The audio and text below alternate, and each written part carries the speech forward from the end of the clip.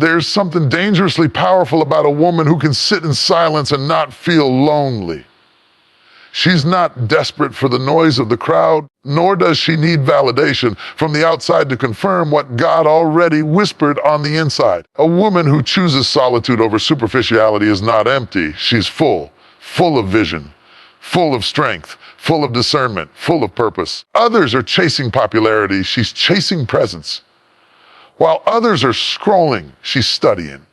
While others are dancing for attention, she's marching in alignment. This is not a woman who breaks down every time someone walks away.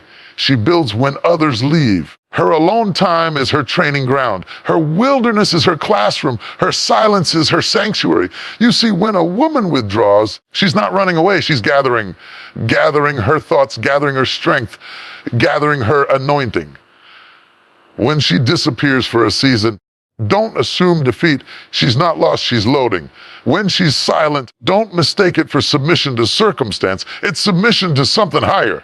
She knows her source. She knows her God.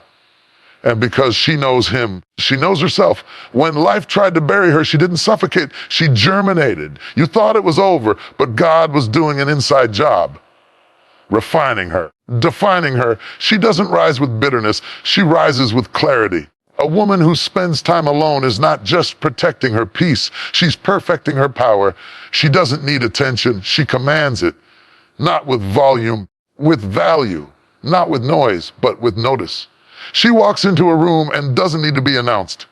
Her presence is the proclamation. She doesn't compete, she completes. She's too busy becoming to beg, too focused on destiny to chase validation. She's a threat to dysfunction, mirror to mediocrity, a challenger to chaos. She doesn't fold under pressure, she forms under it. She's the kind of woman who prays when others panic, who plans when others pause, who walks by faith while others wait for applause. And when she emerges from her time alone, don't expect the same woman you once knew. She will be wiser, stronger, quieter, yes, but with a voice that shakes foundations. Woman who spends time alone isn't hiding. She's healing. She's building. She's becoming.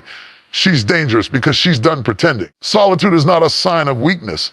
It is not a scarlet letter that screams isolation or abandonment. It is not the space of the unloved or the forgotten. Solitude is strength in its purest form. It is the sacred chamber where transformation takes place, where identity is reforged, and where calling is clarified. The world may look at a woman who is often alone and label her lonely, but they don't know she's actually in the presence of her maker. She's not detached, she's being developed. She's not lost, she's listening. She's not weak, she's being weaponized by the wisdom of heaven. The strength of solitude lies in the stillness where chaos is muted, in a world that thrives on noise, where attention is currency and distraction is the norm. To choose solitude is a radical act of rebellion. It is a decision to pull away from the frenzy and get face to face with what matters. When a woman steps back from the crowd, from the validation, from the pressure to perform, she is not shrinking, she is stretching internally. She is growing invisible muscles. She is being fortified on the inside. Solitude is where she learns to breathe again, to center herself, to hear the voice that is not demanding but divine. The woman who spends time alone is not avoiding the world. She's learning how to move in it with authority. She's not seeking to disappear. She's being distinguished.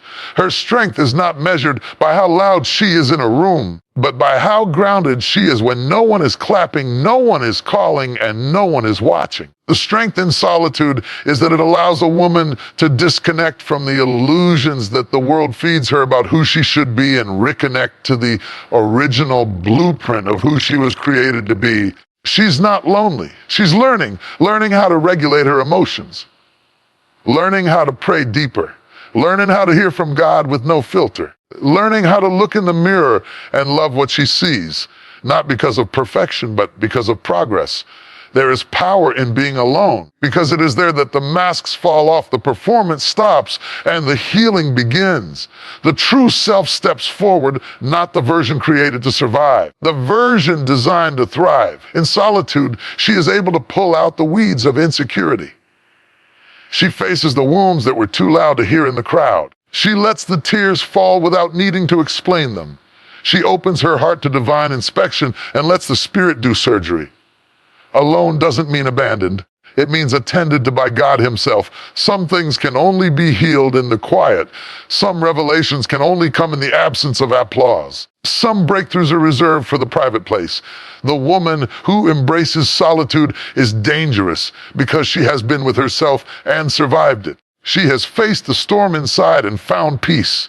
She has sat in the silence and made peace with her past. She has mourned what she lost and still decided to move forward. That kind of strength doesn't come from being surrounded. It comes from being separated. Every separation is punishment. Sometimes it is preparation. God pulls people away from you to pull you closer to Him. He allows the silence not to scare you, to strip you of the lies, the labels, the pressure, the performance. When a woman learns to be okay by herself, she becomes unshakable. She stops tolerating mistreatment just to feel included. She stops shrinking to fit rooms that can't hold her capacity. She stops begging for access because she understands she carries value. Solitude taught her how to be alone without feeling empty. It showed her that she is never truly alone because the presence of God is not found in the crowd, but in the secret place, the closet, the prayer room, the journal, the moments where it's just her, the stillness, and the Spirit of the living God. And while others waste energy chasing people, she chases purpose. While others exhaust themselves pleasing everyone, she pleases the one who formed her. While others rely on likes, comments, and praise to feel seen, she rests in the assurance that heaven already sees her. That's a dangerous woman. That's a woman who doesn't panic when people leave. That's a woman who doesn't crumble when seasons shift. That's a woman who doesn't collapse when critics speak, because she knows the truth about herself, because she found it in solitude. Strength is not always loud. Sometimes strength whispers. Sometimes strength sits. Sometimes strength is quiet obedience when no one is watching. Solitude teaches her how to walk with integrity, to build when no one's clapping, to stay faithful when nothing's changing. It shapes her into a woman who can carry weight without making noise, who can endure suffering without seeking pity, who can pray in pain and still praise in private. She doesn't need a crowd to feel confident. She found confidence in the cave. This woman is forged like steel in the furnace of solitude. You don't see the process, but you will see the results. When she comes out of hiding, she will not be the same. She will speak and shift atmospheres.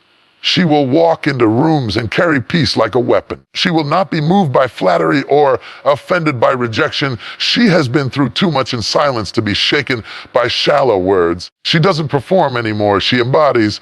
She doesn't chase anymore. She attracts. She doesn't impress anymore. She impacts. That's the strength of solitude. It's not flashy, but it is foundational. It's not glamorous, but it's glorious. It's not celebrated by many. It is honored by heaven. God meets her there, builds her there, transforms her there, and when the time comes, sends her from there. Not as she was, as He's made her. There comes a time in every life where the crowd fades, the applause silences, the friendships thin out. All you're left with is stillness, emptiness, perhaps, or so it seems. But let me tell you something, that stillness is not empty. That silence is not meaningless.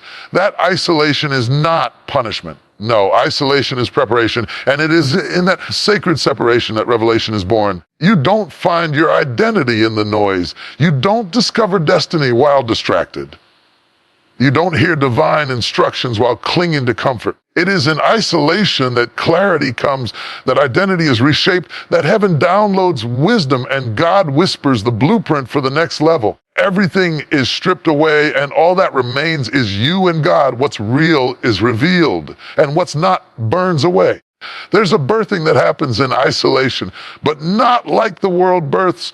This is not the birthing of ambition. It is the birthing of vision. This is not the manufacturing of image. It's the revelation of truth. And the truth is this: you can't walk in power until you've sat in stillness. You can't lead in public until you've been developed in private. You can't carry a mantle if you've never been crushed in the quiet. The wilderness is where prophets are formed. The cave is where kings are refined. The prison is where purpose is proven. And the desert, yes, the dry, dusty, lonely desert is where God speaks without interruption.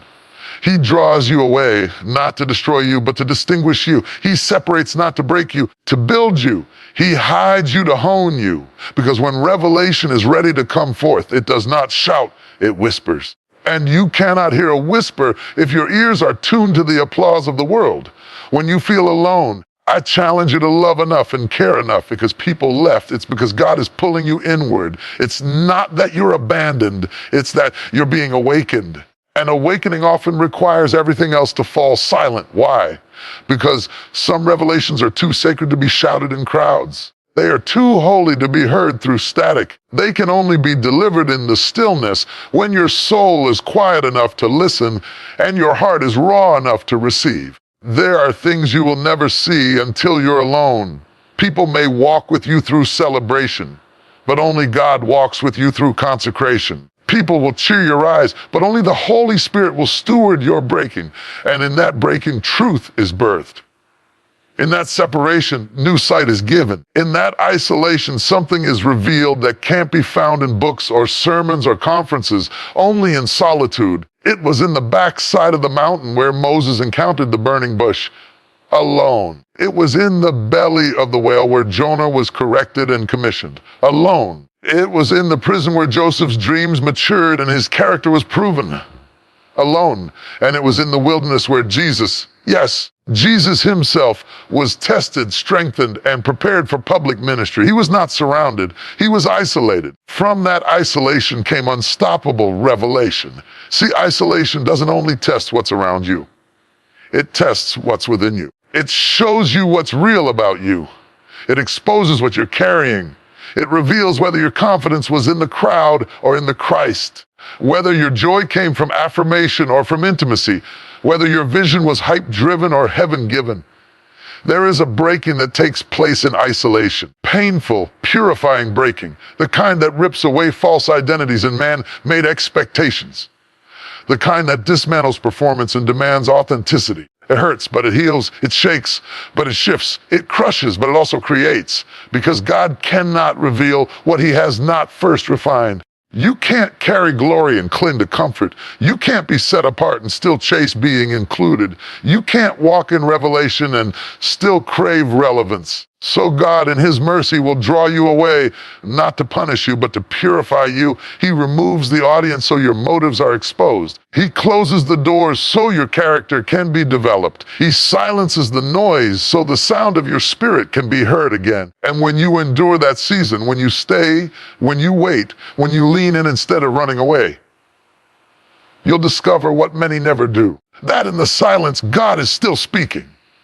In the absence, he's still present. In the solitude, he is more near than you ever imagined. He wasn't avoiding you. He was inviting you into the inner sanctuary where deep calls to deep, where burdens are lifted, where blind eyes are opened, where identity is revealed and assignments are released. Revelation changes you. It's not just insight, it's insight that transforms. And transformation is too powerful to be casual. It's too sacred to be rushed. It must be birth. Birth requires labor, pain, patience, isolation. So if you're in a season where you feel alone, don't despise it. Don't rush it. Don't try to fill it with noise and distraction. Sit in it. Surrender to it. Let it do its work. Because what God is doing in the isolation is preparing you for what's coming in the elevation. The revelation you receive in private will sustain you in public. The truth he whispers in the shadows will guide you in the spotlight. The power he deposits in your secret place will uphold you in your open place.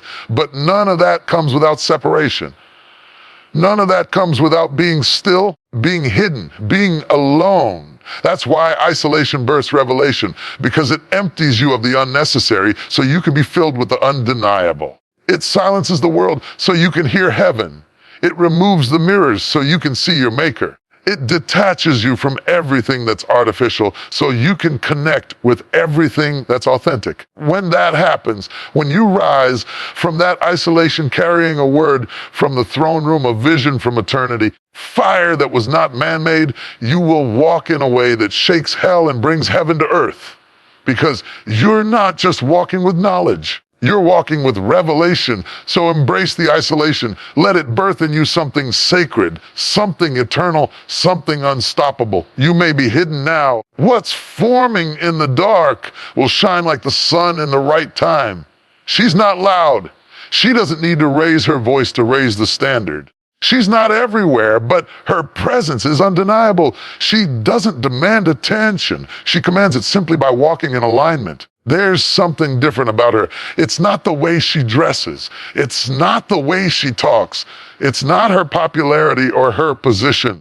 It's the oil on her life. It's the fire in her belly. It's the stillness in her spirit and the storm in her walk. She is not easily moved. She is not easily broken. She is not easily impressed because she didn't come to fit in. She came to shake foundations. She is a threat to everything that pretends to be strong but is secretly fragile. She is a danger to systems built on dysfunction. She rattles cages just by breathing.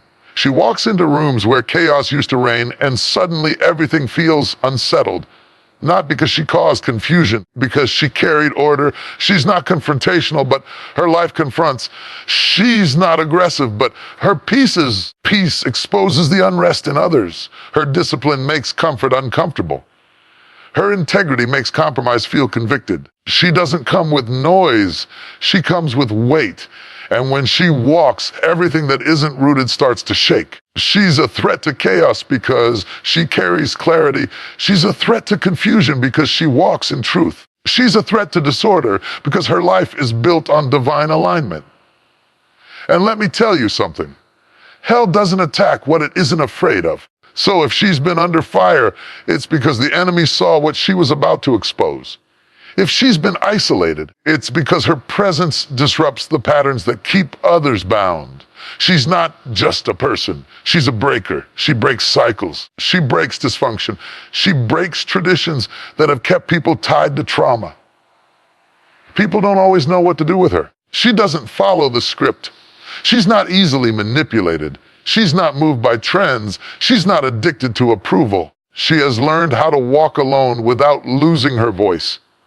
She's learned how to love without losing herself. She's learned how to wait without growing bitter. And that strength, it didn't come cheap. That oil, it was crushed from experience. That fire, it was lit in the middle of her pain. She didn't just wake up strong, she chose to become it. She rose when others stayed down. She forgave when it made more sense to get revenge. She built when no one supported her. And now, she's dangerous. She's dangerous because she doesn't need the room to make her feel big.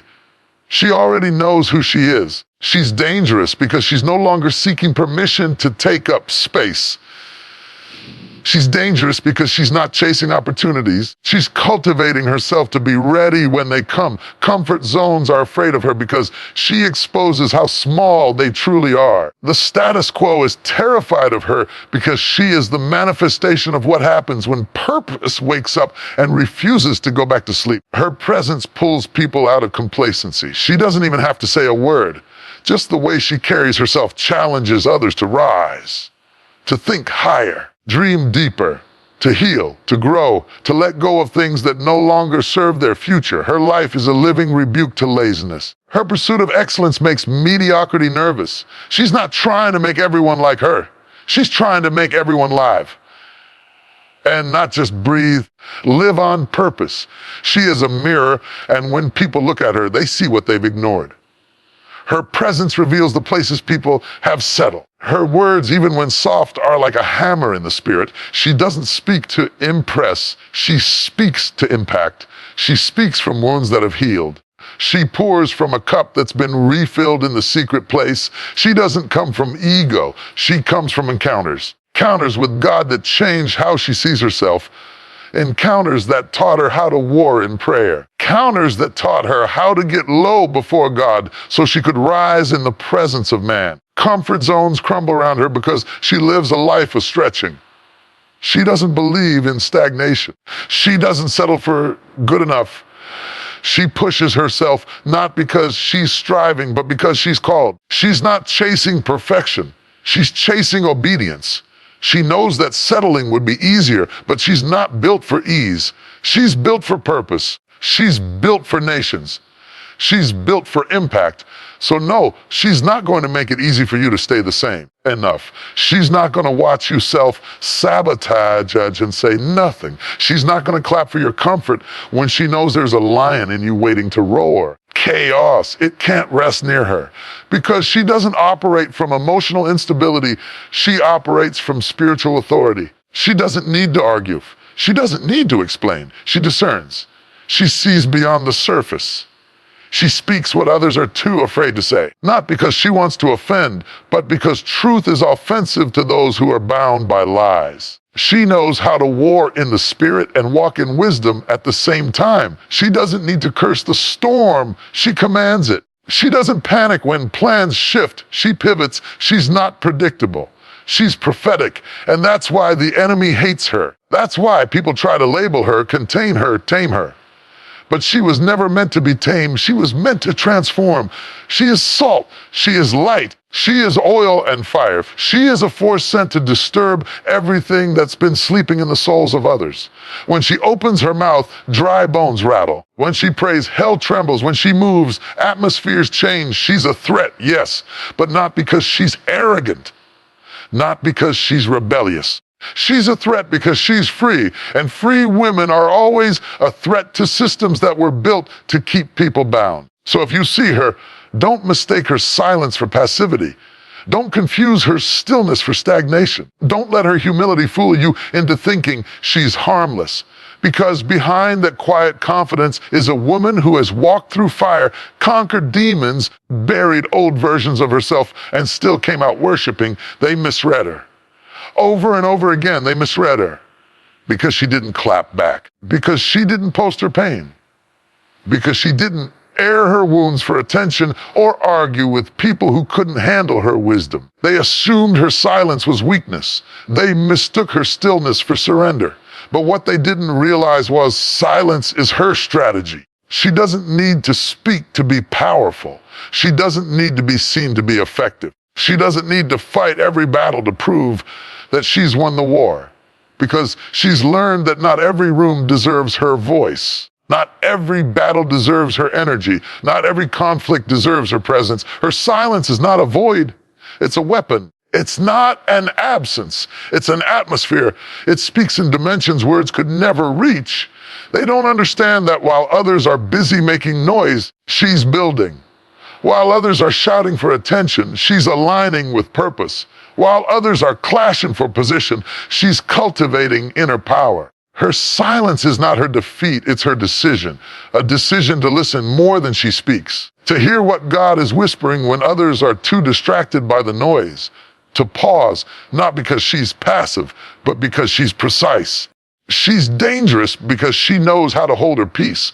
She doesn't explode, she executes. She doesn't panic, she plans. She doesn't react, she rises. Because silence, when yielded by a woman of depth, becomes a divine strategy. It protects her from premature exposure. It shields her from being misunderstood by those who only see the surface. It keeps her focused when others are losing themselves in performance. She doesn't tell everyone what she's building. She doesn't explain every move. She doesn't broadcast her every breakthrough. She's learned that elevation is quiet, that healing is quiet, that becoming is quiet. The most powerful parts of her journey don't show up on platform, they show up in the private places. When she's on her knees, when she's crying behind closed doors, when she's reading, fasting, studying, worshiping. That's where the strategy is formed. That's where the next version of her is being carved out. Her silence is sacred. It is intentional. It is prophetic. Because she knows how to wait, how to move in stealth, how to protect her progress from premature criticism. Her vision doesn't need to be loud to be legitimate. Her call doesn't need confirmation from the crowd. She doesn't wait for applause to begin the assignment. She doesn't need validation to obey God. When he says move, she moves. When he says wait, she waits. And when he says speak, she speaks with fire. She's been through enough to know that noise is often a distraction. The enemy loves to bait powerful women into pointless debates, to get her to open her mouth when she should be opening her ears, to get her to react in emotion rather than respond in discernment. But she's grown. She's evolved. She's learned that silence is not silence, it's strategy. They see her sitting quietly and think she's shrinking. She's studying the battlefield. She's watching the patterns. She's observing the shifts. She's listening for divine instructions. When she moves, it's never random. When she speaks, it's never careless. When she acts, it's always rooted in something deeper, something weighty. The natural eye cannot detect. Her silence holds power because it holds her process. It carries her healing. It carries her boundaries, carries her prayers.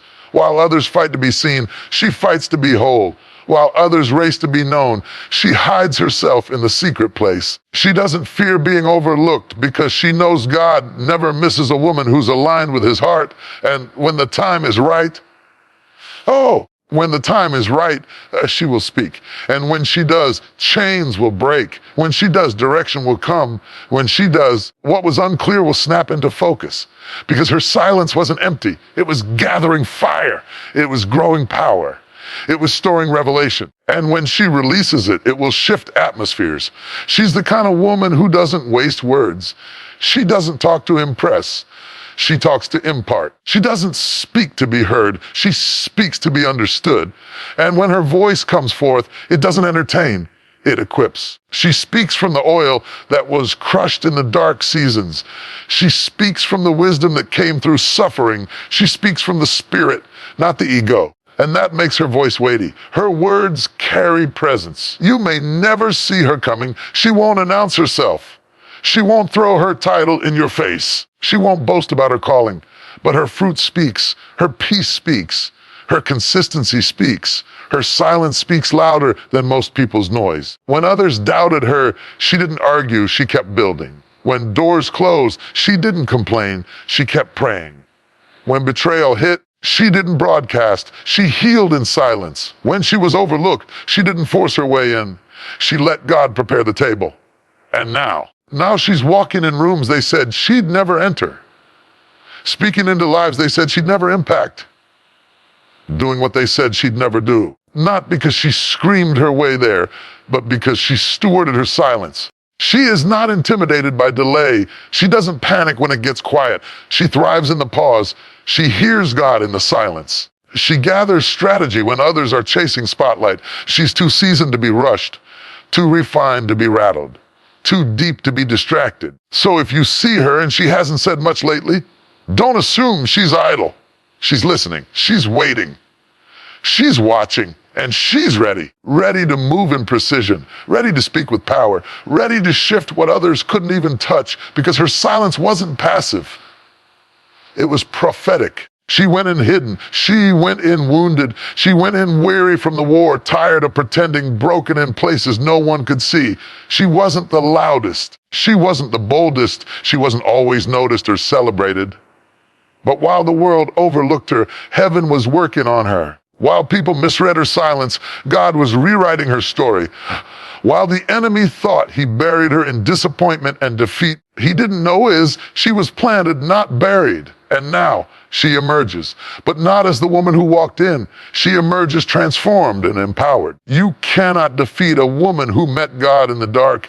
You cannot intimidate a woman who died to the opinions of people. You cannot manipulate a woman who found her identity in the fire and not in flattery. She emerges not because the pain disappeared, but because she was refined by it. Not because the process was easy, but because she stayed in it. Not because she never cried, because she learned how to cry without collapsing. And now she stands not fragile, not fearful, but fully formed. They thought she'd stay broken and care enough. They thought she'd give up. They thought the loss would paralyze her, that the betrayal would steal her voice, that the disappointment would drain her faith. She dug her heels into the ground of grace. She dared to believe in restoration. She allowed God to rewire her patterns and recalibrate her pace. Because of that, she did not emerge as a victim of her circumstances, but as a vessel of power. She emerges with wisdom that can't be Googled, with oil that can't be borrowed, with fire that can't be faked. Her voice isn't just sound, it's strength. Her walk isn't just movement, it's mission. Her life isn't just a story, it's a strategy from heaven. She is not who she used to be. That version of her, the insecure one, the doubting one, the silent one, was buried in the ashes of her process. What rose in her place is a woman of clarity, courage, and divine calling. She emerges not looking for validation, but carrying revelation. She no longer asks, do they like me? She asks, am I walking in alignment? She no longer fears rejection. She recognizes redirection. She doesn't run from the fire anymore. She walks through it with authority because she knows now that fire doesn't destroy the called. It purifies them. She emerges with eyes that see differently, ears tuned to the whispers of God, with hands that build, not beg, with feet that walk in peace, not pressure. She doesn't need to be loud. Presence speaks. Her consistency speaks. Her posture speaks. She doesn't walk with ego. She walks with evidence. Because transformation leaves marks. Empowerment leaves fruit. You don't have to guess if she's changed. You'll know. She emerges with a healed heart, not just bandaged, mended by the master. Her scars tell stories not of shame, but of survival. She's not ashamed of her past anymore. She carries it as proof of grace. She used to hide the pain. Now she carries the power that came from it. She used to second guess herself. She stands in rooms like she belongs because she does, not because of status, but because of stewardship. Empowerment didn't fall on her. She worked for it, in the quiet, in the solitude, in the late night prayers when no one knew she was falling apart, in the early mornings when she showed up broken, but still willing. It came through every yes, she gave God when it would have been easier to quit. Every tear she turned into fuel. Through every not yet, she turned into trust. She did the work, and heaven took note. Now, she doesn't walk in confusion. She walks in calling. She doesn't walk in fear. She walks in fire. She's not the same woman you once knew. There's a weight on her now, a calm authority, a grace that confounds the proud. She has the discipline to carry destiny. She's not perfect, but she's postured. She's not without flaws, but she's full of faith. Her yes carries weight. Her no carries boundaries. Her presence carries peace. And her life, her very life, is a testimony. She emerges with a different sound. No longer echoing the world, but declaring the word of the Lord. No longer mimicking the noise of culture, but releasing the voice of heaven. She is rooted. She is ready. She is not coming to play small or shrink back. She is not dimming her light for anyone's comfort. She doesn't have to compete. She completes. She doesn't have to beg. She builds. She knows who she is. And more importantly, she knows who she is. Her identity isn't in applause or positions. It's in presence. The presence of the one who called her before anyone knew her name, who shaped her before the foundation of the earth, who called her chosen when others called her average, who whispered destinous while others spoke defeat. So now she walks boldly, not arrogantly, but boldly. Because when you've emerged from the fire, you no longer fear flames. When you've wrestled in the dark, you no longer fear shadows. When you've had to find God when nothing made sense, you stop depending on people to make you feel seen. She is empowered, not by platforms, but by presence. Not by people, but by purpose. Not by titles, but by truth. She doesn't just shine, she ignites. She sets things ablaze with her voice, her vision, her values. She doesn't just influence, she imparts. She deposits something eternal in every room she enters. Her anointing disrupts the ordinary. Her obedience pulls others into freedom. She doesn't apologize for the fire she carries. She stewards it. She fans it. She protects it because it cost her something. She emerges not looking back, but looking ahead, focused, grounded, grateful. No longer bound by who she used to be. No longer trying to prove anything to anyone. Just becoming more and more of who God intended when He first imagined her.